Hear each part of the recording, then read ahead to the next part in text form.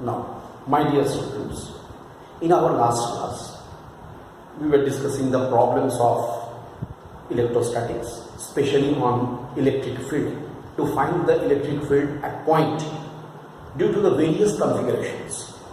You must be remembering our last discussion was in case of an equilateral triangle. Today, our discussion, I just continue the discussion on the problems on electric field, and in that course I am today discussing to find out the electric field in case of a square. Suppose there is a square. See the figure. ABCD is a square. On each corner A, B, C, on each corner the charge plus Q, plus Q, plus Q are placed. We have to find out the electric field at the point D. Field at the point D. If the side length is small, what we have to do? First of all, you know, since electric field intensity is a vector quantity, so direction is very important. Direction is important. I write it like this. Due to the charge at A, EA will be acting in this direction. You can say EA vector. Due to the charge at B, obviously it will be acting along the line joining, that is away from the positive charge, that is EC vector. Sorry, EB vector. And due to the charge at C, there will be EC vector. Look at this. Obviously, this distance BD, this length will be, I hope all of you are agreed, it should be root 2A. Then, you know, as the electric field intensity, I remind you, electric field intensity is equal to KQ by R square. Since due to the charge at A and due to the charge at C, the charge, the amount of the charge and the distance both are the same. That's why these two fields will be the same in magnitude. I say EA should be equal to EC must be equal to KQ by A square. I remind you, K is equal to 1 by 4 pi epsilon naught. Okay. And what about BB? What about the charge at B?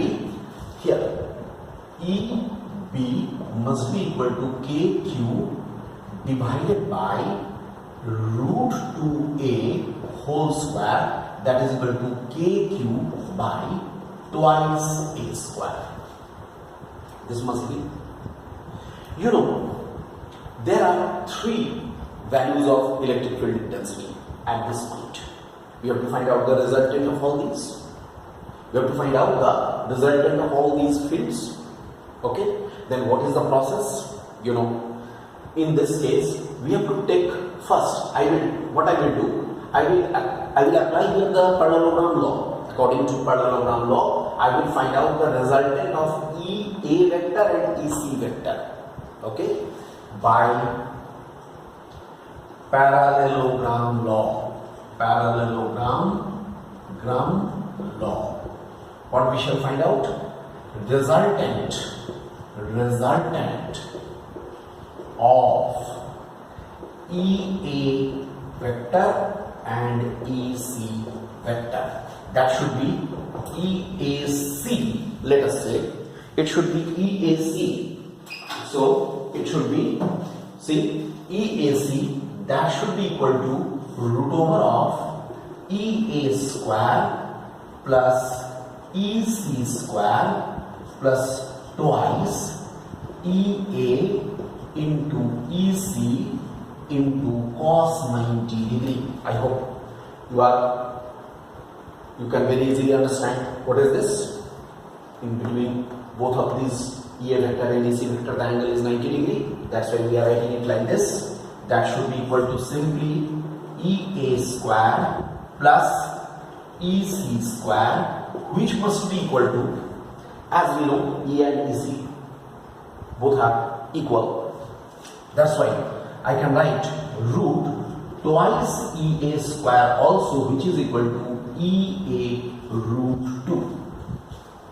Look at this, EA root 2. And obviously, according to parallelogram law, since magnitude of EA vector and EC vector is the same, that's why their resultant will be passing through the line which is the bisector between their angles. Means this EAC, it will be in the same as this EAC vector. Its direction will also be the same. I think you understand. So what is now the resultant field at? Now I can finally write here the resultant field. Now resultant field at D, I write E should be equal to how much? EB plus EAC. Both will be in the same direction. That's why now put the value of EB, KQ by twice A square plus here EA root 2 minus EA root 2. I write here EA root 2 can be written as KQ by A square root 2. So it can be written as KQ by A square into root 2. Just check it. And now you can write it in any form. You can write KQ by A square. It's better you take it common. And you write it 1 by 2 plus root 2, which may also be written as KQ by A square into it is 1 plus 2 root 2 by 2. Look at this. 1 plus 2 root 2 by 2.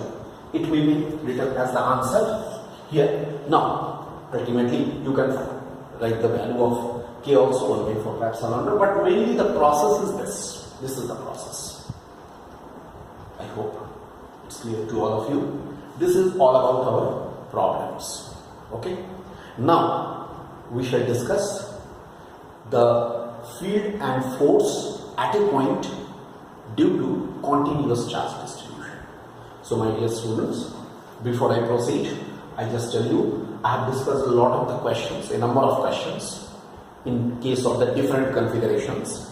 Once you will go through it, in case of any problem, if you face any problem, you may ask.